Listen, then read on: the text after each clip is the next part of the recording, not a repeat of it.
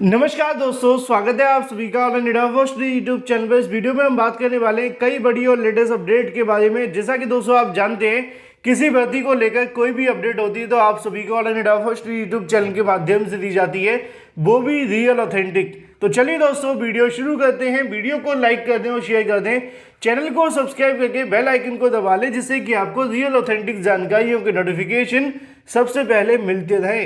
शुरुआत करते हैं सबसे पहली अपडेट के बारे में, जो कि संबंधित है सीएम योगी के माध्यम से कही गई एक बड़ी अपडेट को लेकर, क्योंकि उनके माध्यम से छात्रों के लिए कुछ बोला जाए ऐसा बहुत कम सुनने के लिए मिलता है। साथ ही हम बात करेंगे 36,000 प्राथमिक भर्ती के बारे में, जिसको यहाँ से रद्द करने को लेकर कोर्ट के माध्यम से आदेश जारी कर दिए गए हैं। तो वीडियो को लाइक और शेयर तो कर देना। तो जैसा कि दोस्तों आप सभी जानते हैं कि उत्तर प्रदेश के मुखिया के माध्यम से 2017 में एक बयान दिया गया था, वो आप सभी को पता होना चाहिए। अगर नहीं पता तो मैं आपको बता देता हूं।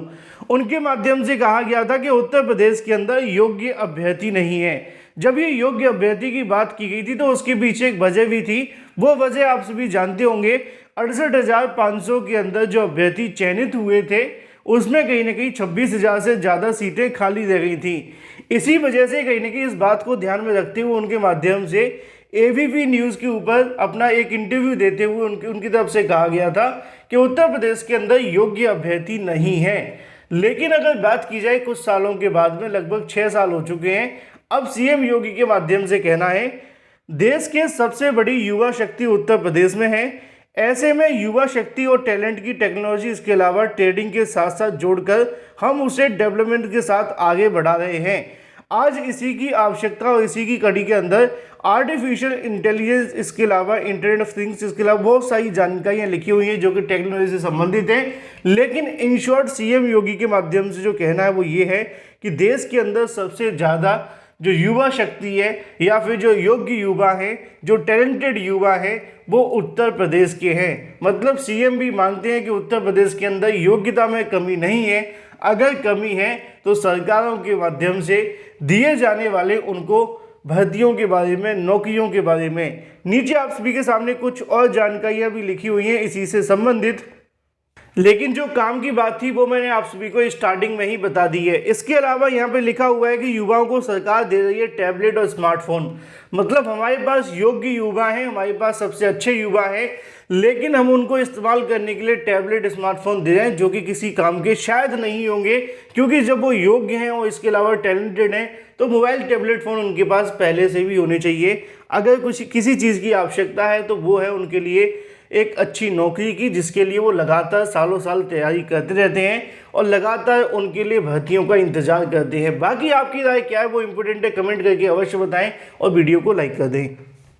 चलिए दोस्तों बात कर लेते हैं अपनी अगली अपडेट के बारे में, जो कि संबंधित है उत्तर प्रदेश के प्रयागराज को लेकर। आप में से बहुत सारे अभ्यर्थी प्रयागराज में आते होंगे तैयारी करने के लिए। बहुत सारे अभ्यर्थी दूर दूर से कहीं ना कहीं यहाँ पे अपनी तैयारियाँ करने के लिए आते होंगे।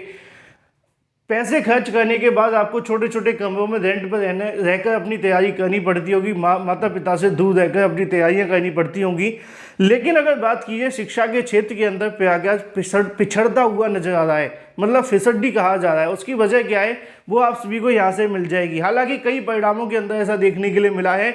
हम अगर बात करें सॉल्वर्स के बारे में या फिर अगर बात की जाए नकल को लेकर, तो सबसे ज़्यादा जो चीज़ें देखने के लिए मिलती है वो प्रयागराज के आसपास पाई जाती हैं।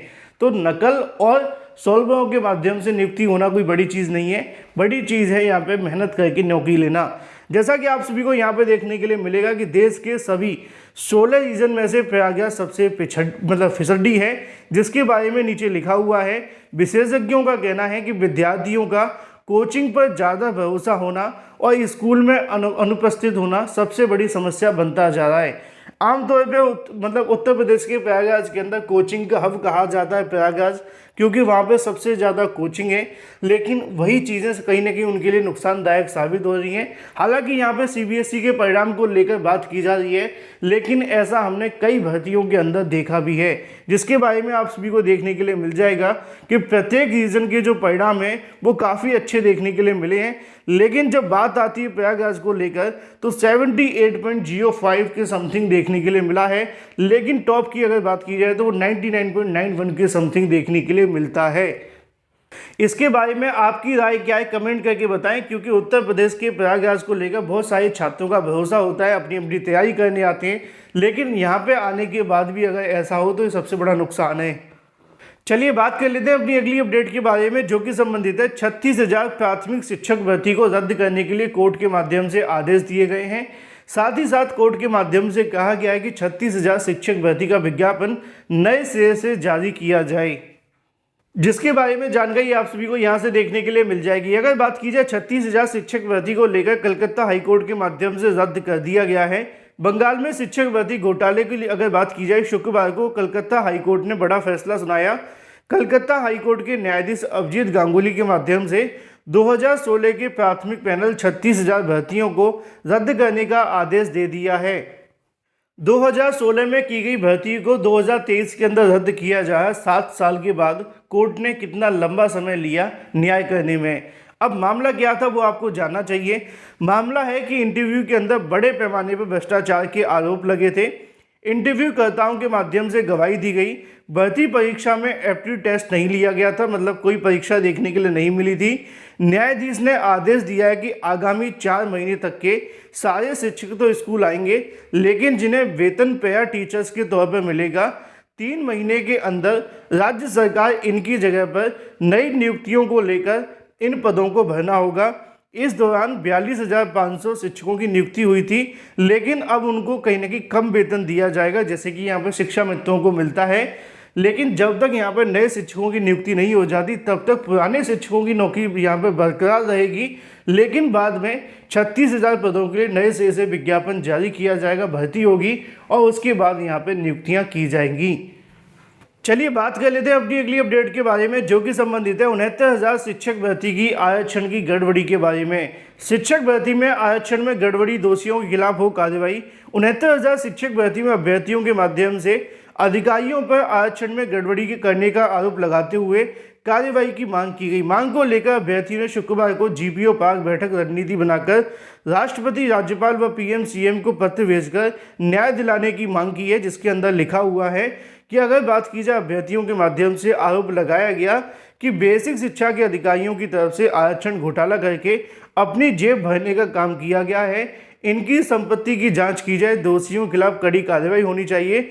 उन्होंने कहा कि हाईकोर्ट में 13 मार्च 2023 को दिए आदेश में 2 माह बाद भी सरकार ने इस पर कोई काम नहीं किया है। अभ्यर्थी लगातार इस मामले को उठा रहे हैं, लेकिन सुनवाई नहीं हो पा रही है। ऐसे में जो भी आगे की रणनीति तैयार करते हुए यहाँ पे अभ्यर्थियों के माध्यम से बैठक भी की गई है। चलिए बात कर लेते हैं अपनी अगली अपडेट के बारे में, जो कि संबंधित है उत्तर प्रदेश के अंदर भर्ती को लेकर। उत्तर प्रदेश के अंदर सिपाही भर्ती को लेकर खेल कोटे से भर्ती देखने के लिए मिलेगी, जिसका विज्ञापन जून में जारी किया जाएगा। यूपी पुलिस कांस्टेबल के 345 पदों के लिए कुशल खिलाड़ी सीधी भर्ती के लिए 345 पदों पर भर्ती की प्रक्रिया शुरू कर दी गई है। जून माह में भर्ती के लिए आवेदन पत्र आमंत्रित किए जाएंगे। उत्तर प्रदेश पुलिस भर्ती प्रोन्नत बोर्ड के माध्यम से इसके बारे में जानकारी दी गई है। कुल मिलाकर यहाँ पे जो भर्ती देखने के लिए मिलेगी सिपाहियों की, वो खेल कोटे से होगी, जिसको लेकर विज्ञापन भी अगले महीने जारी हो जाएगा। फिलहाल इस वीडियो के माध्यम से इतना ही। Thank you for watching this video.